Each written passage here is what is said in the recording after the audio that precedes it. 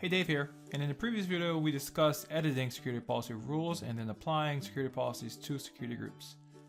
In this video we'll talk about 5 commandlets: the Remove-NsxServiceFromSPFwRule, Remove-NsxSGFromSPFwRule, Remove-NsxSecurityPolicyFwRule, Remove-NsxApplySGFromSG, and the native PowerNSX commandlet Remove-NsxSecurityPolicy.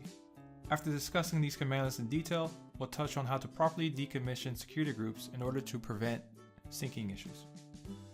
First, let's talk about 2 similar commandlets. The Remove-NsxServiceFromSPFwRule, which removes services from existing security policy rules and has the following parameters: security policy, service, and execution order. The Remove-NsxSGFromSPFwRule removes security groups from existing security policy rules, and it too has 3 parameters: security policy, security group, and execution order. To begin, let's see what services are associated with Rule 2 in Security Policy SP-001 by storing the contents of GetNSXSecurityPolicy into a variable called $SP001. If we navigate the name property, we can see all the relevant services for Rule 2. We'll remove all services except for SMTP using Remove-NsxServiceFromSPFwRule and calling each service using the GetNSXService commandlet. Let's look at Rule 2 again.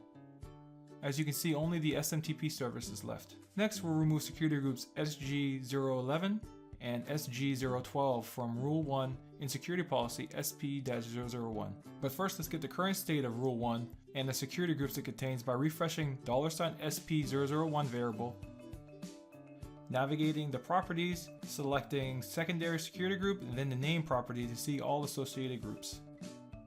When calling Remove-NsxSGFromSPFwRule, the security policy parameter queries SP-001. The security group parameter contains queries for both SG-011 and SG-012. Since we only want to affect Rule 1, the execution order will be set to 1. To reflect the changes, we again query GetNSXSecurityPolicy SP-001, and as you can see, only SG-014 remains. The Remove-NsxSecurityPolicyFwRule requires 2 parameters: the security policy, which as you know by now requires the use of GetNSXSecurityPolicy followed by the name of the security policy, and the execution order, which accepts an integer that corresponds to the rule number in the security policy.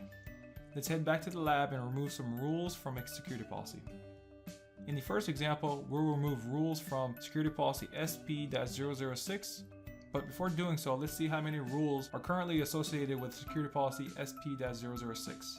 Notice the execution order for each rule. This is important as we will reference these numbers later with the execution order parameter. Let's remove all 4 rules, making sure to separate each number with a comma as shown. We query SP-006 again, and notice the actions by category property is missing. This is due to us removing all the rules. In the next example, we'll remove rules 2 and 3 from SP-004. The actions by category property should remain as we're leaving rules 1 and 4 intact. Again, we query security policy -004, and as you can see, only rules 1 and 4 are left. The Remove-NsxApplySGFromSG is another 2-parameter commandlet using security policy and security group. Since both parameters have been explained already, let's go back to the lab and demo the commandlet. If a security policy is applied to security groups, you'll see security group binding property for the given security policy. As you can see, security groups SG004 and SG005 have security policy SP-006 applied to them. Let's remove the security group -004 by running the Remove-NsxApplySGFromSG commandlet. Then follow it up with another query to confirm only SG-005 is left. Remove-NsxSecurityPolicy is a native commandlet from PowerNSX. I figured it's best to include it in this video to round out the commandlets discussed thus far. It has 3 parameters: the security policy, confirm, and force. The security policy parameter doesn't need any further explanation. When the confirm parameter is set to confirm $false, this prevents the confirmation prompt window from displaying and proceeds with the command. The force parameter allows you to remove a security policy even if that policy is being used. It's important to note all children policies will be deleted too, so be very careful when using the force parameter. Okay, back into the lab, we'll query SP-006 to confirm it exists. Then remove it using the Remove-NsxSecurityPolicy commandlet. And finally, we'll query SP-006 again to confirm it's gone. As you can see, nothing is returned, which is the expected result. Now let's attempt to remove the parent security policy SP-003. Notice the error message. The policy is in use. This operation cannot be performed. Remove all configuration referring to this object and retry operation. This is because SP-004 is inheriting its policy from SP-003, making it a child policy. We can confirm this by querying both policies using their respective properties.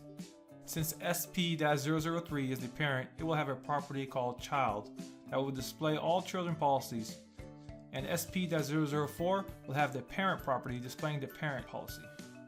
If we use the force parameter, you'll notice it successfully removed the policy. Again, no results means the policy was deleted. Notice SP-004 was also deleted, as it was a child policy. Now let's talk about how to properly decommission security groups using PowerNSX. In this example, we want to remove security group SG-013 from all security policy rules. First, we need to research which security policies have security group SG-013 using the Get NSxSPFwRule member commandlet. Notice the different variations of SG-013 and that they appear in multiple security policy rules. I hope in a future update, VMware will address this issue by not allowing what is essentially duplicate names for objects in NSX. To get around this, we'll use case-sensitive switch parameter, which will search based on case sensitivity as shown. Since we know which security policy and rules SG-013 is associated with, next we need to remove it from the rules. Notice I said remove, not delete, because if we delete security group SG-013, the rules containing the group will become invalid, which in turn will cause a sync issue when the weight of any security policy is changed. Since we only want to affect the capital SG-013, we can use the CMatch operator to filter out the other security groups. Otherwise, all 4 security groups would be removed from the rules. In the next example, we'll delete all variations of SG-013, even though they're attached to rules. If we check in the GUI, notice how the rules where SG-013 were have an invalid state. A faster and preferred way to get the same information is to use PowerNSX and reference the invalid secondary containers property. If the property is set to true, this means the security group container is in an invalid state. If we run the highlighted command, we can see all the rules affected by this state. To get a list of the affected policies, we use the parent node properties to go up the hierarchy and view the security policies. A better way to present this information is to store the rules with invalid secondary containers into a variable called $InvalidSG.